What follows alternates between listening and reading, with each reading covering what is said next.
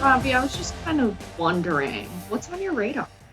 Well, Jessica, I'd be delighted to tell you. Now, President Joe Biden sent a defiant letter to congressional Democrats on Monday morning, stating unequivocally, "I am firmly committed to staying in this race." Now, this follows his Friday interview with ABC's George Stephanopoulos, in which he said it would take a literal act of God to force him off the 2024 Democratic presidential ticket.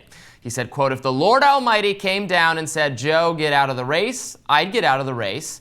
The Lord Almighty's not coming down." Now, that interview failed to reassure many Democrats that Biden has the stamina to defeat Donald Trump in November, or even that he is cognitively fit to serve as president for another term.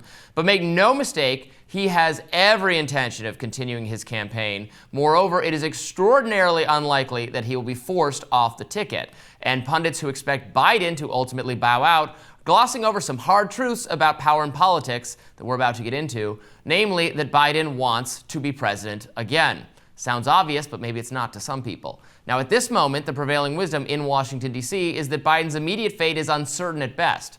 A previously neutral to supportive political media has turned on him completely, in part due to a toxic combination of betrayal. Reporters feel duped by the White House about the extent of his impairments, and also despair over his dwindling re-election odds. Now, countless mainstream news organizations are calling for him to drop out. Some congressional Democrats have endorsed these calls, and Democratic leaders on Capitol Hill are currently meeting to discuss Biden's future.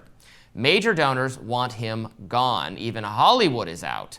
These defections are impacting the betting markets. On Predict It, Biden went from having about an 80% chance of being the nominee on July 1st to just 40% a week later. Over the weekend, New York Times columnist Ross Douthat made the case that not only should Biden drop out, he is likely to do so eventually. He wrote, quote, "I think Biden will bow out, his current protestations notwithstanding." The columnist does make note of the major counterexample, Donald Trump, who himself faced open revolt against his candidacy in 2016 following the Access Hollywood tape, which led Republicans, including the two most recent Republican presidential nominees at the time, Mitt Romney and John McCain, called on Trump to quit the race. But Trump defied them all, and he remained the nominee, and then even won the presidency for good measure.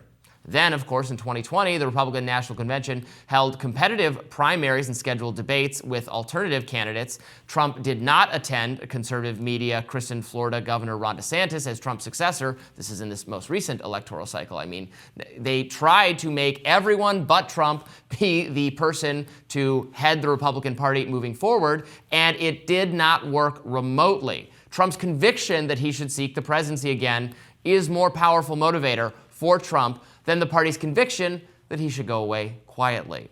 Douthat acknowledges this dynamic, but writes that things are sufficiently different on the Democratic side. Unlike Trump, Democratic political figures actually care what their thought leaders think about them, argues Douthat. Furthermore, Democrats still appear more capable of functioning and deciding as a party than the Republicans. That's a quote from the column. Republican elites are at the mercy of Trump and his throngs of supporters, whereas Democratic elites are dealing with a much more obedient, quiescent base. That's the theory. And these are some compelling points. The problem is, none of that matters very much.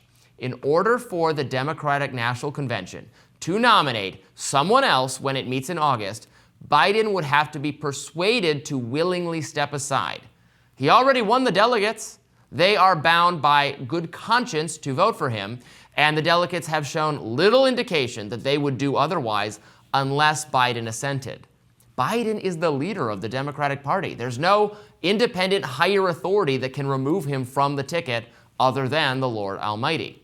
This means that Democrats who want to nominate a different candidate must convince Biden to go. That's going to be a tough sell, because Biden wants to be president again. Again, these may sound like obvious points, but they're not to some people. If he didn't want a second term, he would not have run for one. No one should be surprised by this, by the way. It's very basic, but political figures, particularly at the highest levels of influence, generally seek to retain power. Senator Dianne Feinstein recently died while serving in office. She's hardly the first senator to do so. Ruth Bader Ginsburg cost Democrats a pivotal Supreme Court seat by refusing to retire in 2022, Senator Chuck Grassley ran for re-election. He's currently 90 years old. Those are just a couple examples. Trump, by the way, has been willing to risk nearly everything, including his freedom, in order to retain control over the GOP and regain the presidency. Polls showing that other Republicans had an even greater chance of beating Biden in 2024 made little difference to Trump. Trump wants Trump to be the president, not just any Republican. Now, perhaps Biden is not so self-centered and would, at some point, put the good of the party, his party, over his own ambitions.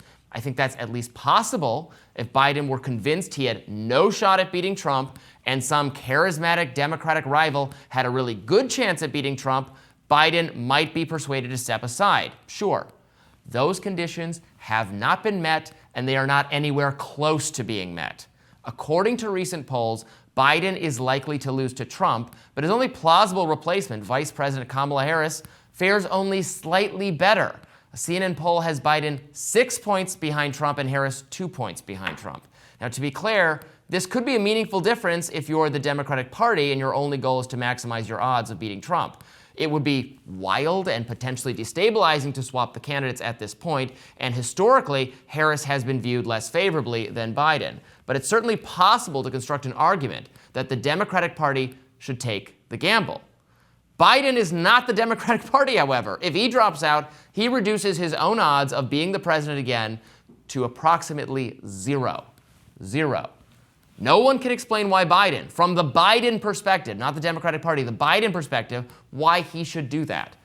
Democrats need to persuade their president that his shaky debate performance has already made his reelection so improbable that he doesn't lose very much by bowing out now. They also need to make the case that Harris is so much more appealing to the electorate that Biden's continued presence in the race is blowing an actually winnable election for her. Again, that's a tough sell, particularly when the people controlling access to Biden are Jill Biden and Hunter Biden, of all people, whose judgment in this matter might be far from objective. Now, it's possible, of course, that Democrats overcome these significant hurdles and convince Biden to exit. There's also a possibility that Biden could have a more serious health emergency that does necessitate him dropping out. Now, barring that scenario, however, I am comfortable predicting that Biden will in fact be the Democratic nominee for president in November. You can bet on it. In fact, I did. I made a $100 bet with prominent social media personality and progressive activist Brianna Wu that Joe Biden would not drop out. And I expect to collect. So that's my take, Jessica. I don't think Biden is going anywhere. What say you? I would like for him to go somewhere. I want to bet just to manifest the reality. We should bet that, like, if he drops out, you'll do a radar on some kind of embarrassing or niche topic. And if he, stays in the race, becomes the nominee, gets confirmed at the convention, then I'll do a radar on some embarrassing topic. Or maybe we have to do, that would be very funny. Maybe we have to do self-flagellating radars. Like, I have to do one on how, I don't know, Amazon is bad, and you have to do one on, I don't know, Amazon is good. Like Fauci being the worst. Yeah, I have to do I could never do a pro-Fauci radar. I would rather be tortured like the dogs in those experiments that he greenlit. We'll agree on something else. We'll have to keep throwing ideas around. But yeah, I'm thinking, like, listening to your radar, I'm thinking of Buttigieg and Harris dropping out because Obama, with a phone, he gave them a call, asked them to drop out. That was enough for them to pave the way for a Biden presidency, for the Democrats to get a candidate in that they think could beat Trump more than Bernie Sanders could. That's really what it was all about. So if that's what this is about, again, about having the right candidate in, he's saying we need an act from the almighty God for him to step out of the way. But why was Obama with the phone enough for other people to drop out so he could become president? That was enough for them. So is Obama with the phone an act from the almighty God? Maybe. Maybe that is precisely what needs to happen. I can answer that question, though. I think I know why that works differently. Because in that situation, right, Buttigieg, for instance, was not going to win the nomination at that point. And also, there's no figure in charge right now. They didn't have a candidate. They didn't have an incumbent president. And by Buttigieg dropping out, they had something to offer him, right? He got a cabinet secretary position. He'll be in serious contention in 4 or 8 years. He'll be able to run for president again. He might win the nomination in the future. They had something to offer him. There's nothing to offer Biden. He's already the president, and anything you could offer him will be less than him being president again. I mean, it would be a different situation if he did not want to be president again, but if he didn't want to be president again, he just would not have run. I'm just like gaming out what his expected like return on utility type thing is. He clearly wants to be president again. That's why he's running. And there's no one, like, we can maximize the Democratic Party's chances from holding the presidency. I agree. But Biden can't, the only way for Biden to maximize his odds of being president is to stay in the race. If he had no chance, maybe he'd get out. But he doesn't have no chance. I mean, even the, the betting markets, the polls, the predictors are still saying he has like, I don't know, he has like a 25 or 30 or 35% chance. Maybe Harris slightly better, sure. But there's nothing they can offer him. They have no power over him. He's the guy in charge. Obama could call him every day between now and November saying, get out, Joe. Biden doesn't have to listen to him. Biden's the candidate. He won the delegates. So that's what I think the difference is. It's not that the elites hold no sway or the process it's not capable of being worked or rigged in someone's favor. It's just that Biden is the one who would do that because he's in charge. That's my answer. That's fair. I just think there's a lot of comedic value, Robby, in saying that Obama with the phone is the equivalent to an act of the Almighty God, or is an act of the Almighty God for the Democrats. But I think that's why, because there's no carrot incentive and there's only sticks, right? You can't say, Biden, here's this other better path than you staying in the race, because obviously the guy wants to be president like really, really bad. So it has to be the stick option. It has to be that if you continue running, we're going to make this really embarrassing and bad for you. And you're going to get attack ads from people on your own team that potentially know what hurts the most. I can imagine some kind of ad run against Biden that's about him saying the red line would be a ground invasion in Rafah and then detailing what happened in Rafah. Children being absolutely maimed, and then asking, should this be the leader of the free world? And then cutting to him fumbling over himself on the debate stage. Like, there's so much material there to absolutely embarrass Joe Biden. And if ego is leading, I think that's really how, if you're a Democratic donor, you get him to bow out. And maybe they could peacefully say, this is what we're going to do. So before we do it, we're just letting you know you have the option to pick the next leader of the party, or you're going to get embarrassed because we're going to start pushing you out with embarrassing attack ads and potentially other things. Having a coalition of members of the House and Senate all come together and sign a letter asking him to drop out, as many other factions within the Democratic Party have. I really think that's what they could do. So there's no better path, but they could make the current path the worst option.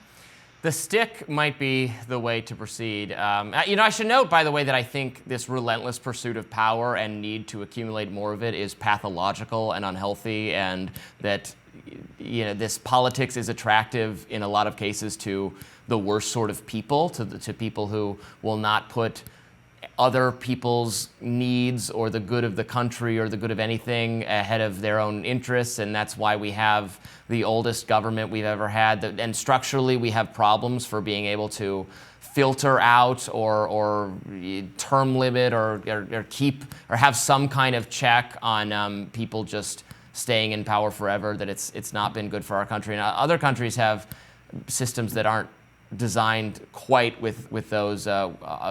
They have their own flaws, but seem to have this problem less badly. We should leave it there. We've got a lot more guests to get to today on the show. More Rising right after this.